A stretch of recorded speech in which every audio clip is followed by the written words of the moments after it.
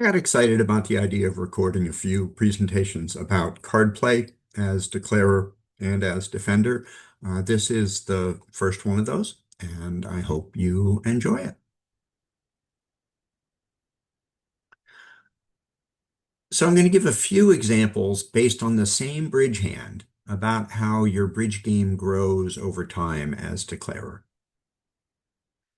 How do you grow your game? The most important thing is to play a lot. The more time you spend at the table, the more experience you get, the more things you see, the more times you see things repeated, the more things become routine, and it allows you to look at new things in a different way. So play a lot, spend time at the table. Reviewing hands afterward is incredibly helpful to growing your game, talking about the bidding, talking about the card play, thinking about it. If you're playing in-person social bridge, when the hand is over, if people want to, you could talk about it. A lot of people don't want to, they just want to go and play another hand. Really important to be deferential to the preferences of the people in your group. If you're playing duplicate in person, then at the end of the session, there'll be hand records you can look at, and you can go online to look and see what the contracts and results were at other tables. Reviewing those, incredibly helpful, incredibly valuable. Strongly suggest you do this after the whole session is over. Don't try to do it after one of the hands. The problem is if you and partners start talking about it after the hand, um, you'll be thinking about that last hand and not the next one when you open it up. If you're playing online, casual or duplicate, then after the game, all the hands will be stored and you can go back and look at them and you can see what other tables did. This is an unbelievable way to learn and grow your game. See what the other people did, how they bid it, how they played the cards, how they defended. And if you're playing duplicate, there are often more experienced duplicate players who are friendly and that you know a little bit, and you can ask them for their advice, at the end of the game or send them an email. Hey, what happened on board seven? What would you suggest? Should I have overcalled? So on. Another really important thing, read books. Read bridge books. There are so many good authors and teachers out there targeting newer bridge players, and there are many who target kind of intermediate players. All of these people write wonderful books. They're really, really good. And in addition, many of them offer online classes, either recorded or live. And most of them offer some kind of weekly emails, often with a tip or some example hands or something like that. I love the ones that Larry Cohen sends. Once a week, I get an email from him. It's always got a bidding question. It's got a quiz with five or six related questions on a topic. Super, super helpful. And he also includes a short 2 to 5 minute example video from one of his presentations. Today's talk here, their high card point aspect, I abstracted from one of those videos, and I'm sure Larry's fine with that. So let's talk about growing your game.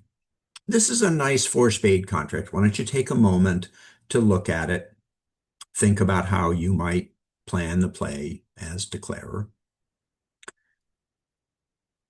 And then let's talk about how your bridge game grows by repeating this hand over and over again.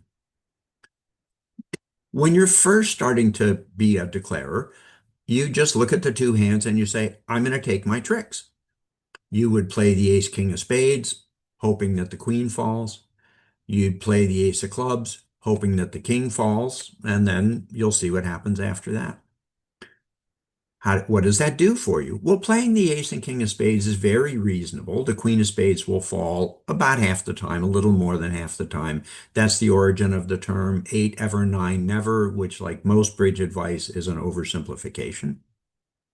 But the king of clubs is very unlikely to fall. It would only fall if the six clubs that are out there are divided 5-1. You don't need to know that it happens only 14% of the time. You just need to intuit that it's pretty darn rare. And even if it does break 5-1, the king is much more likely to be on the 5 side. So just playing the ace of clubs and hoping the king falls, not going to work out very well in the long run. So here are the same hands, and now you're a little farther along in your bridge evolution as declarer. And you know that in a suit contract, the first thing you do is count losers and think of ways that you might get rid of some of the losers. So you look at this, you count one spade loser, you might lose the queen of spades. You have two losers in diamonds pretty clearly. And you have one loser in clubs, the king of clubs. You don't have any losers in the heart suit. You've got the ace, king, queen. You've only got three hearts.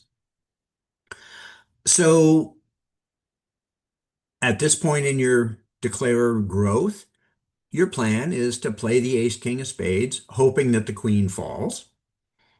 And you're going to end in dummy. You're going to play the king first and then go over to the ace. And the reason is now you're in dummy and you can start finessing in clubs. The 8 ever, 9 never is guidance. It's not a guarantee. And you'll take the club finesse and you'll repeat the finesse if it wins. And if the king is in east, you won't lose any clubs. Analysis. What's going to happen? Ace, king of spades is very reasonable. Queen falls, as we talked about before, about half the time. And you have no spade losers. And there's a 50-50 chance that the king of clubs is in east. And if so, your club loser will vanish. And in fact, if the notice they let a heart, so you're going to win the first trick. If everything goes well, if the queen of spades drops, and if the king of clubs is in east, and clubs break 3-3, then dummy's fourth club will be good for a trick. And you can actually throw away one of your losing diamonds on it. So there's some small chance that you'll take an extra trick there. Okay, a little farther along, before you start playing the hand, you ask yourself the musical question, did the opponents bid? Because if the opponents bid, it gives you information about their distribution and about where their high cards lie. So again, we have the same loser count, one spade loser, two diamond losers, one club loser. The opener, West, probably has the king of clubs. Why? Because they've got to have enough high card points to open the bidding, so most of the missing high cards are probably over in West. So the club finesse is unlikely to win, and we're going to lose two diamonds and a club. It's essential to avoid the spade loser in order to make the contract. Well, what do we know?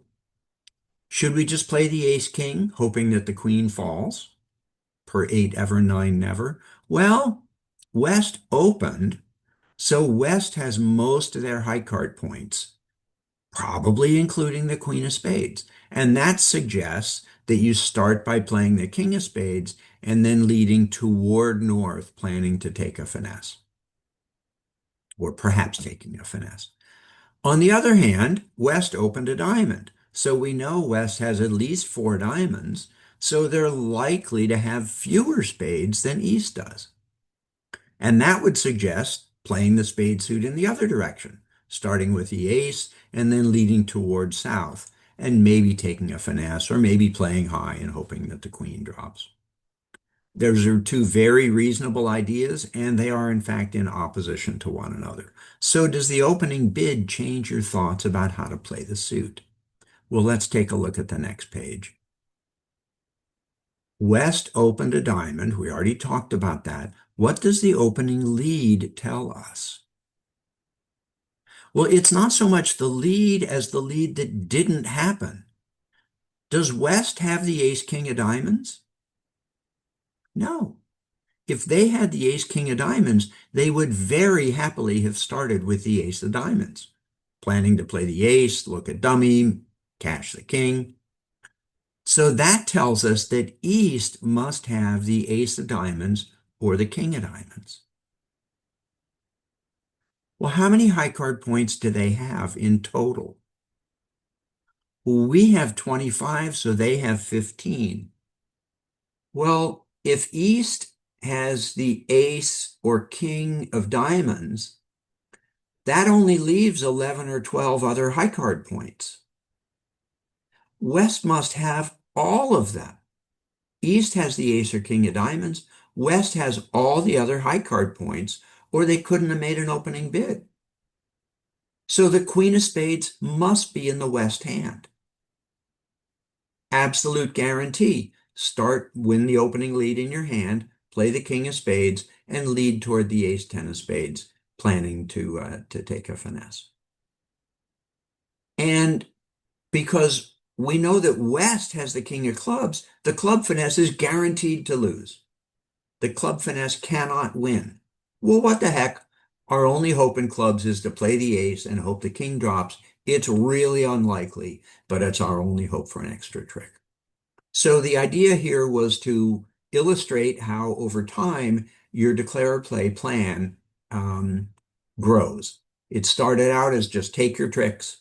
Then it became count your losers and make a plan, look for things like finesses. Then it became paying attention to the bidding. What did that tell us about the shape of the opponent hands and the location of the high card points? And then it expanded to taking a look at the opening lead and seeing what the opening lead might tell you. And like this case, yeah, that person's got the jack or the 10 of hearts or a singleton, doubleton, jack.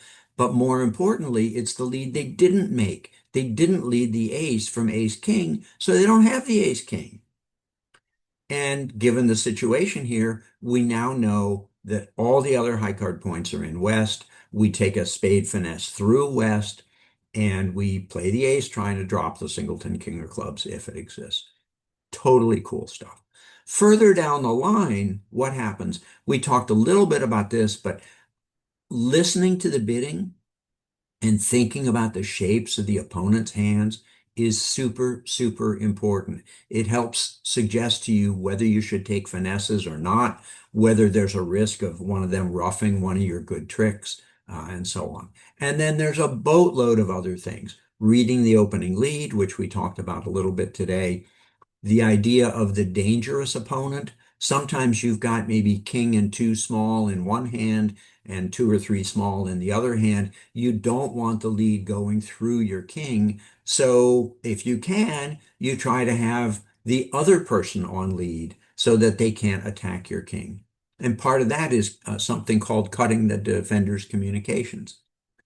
Entry management, we looked at this a little bit on the earlier hand. You want to win that heart trick in your hand because it gives you a high heart in each hand so you can go back and forth if you need to. There's a concept called dummy reversal where the hand with the shorter trumps actually becomes the main hand. Really, really cool things, elimination and throw in and end play. I'll do a recording on those. Something called loser on loser play. Again, super fun play. Something called eloping your small trumps. There's other things, trump coup, bath coup, squeeze. There's tons and tons and tons of these things. How facile am I with some of these? I'm pretty good at about two-thirds of these, and a couple of them I can't even touch, but I hope to someday. So enjoy the magic of card play, and I hope you had fun with this today. I will record some more. Bye.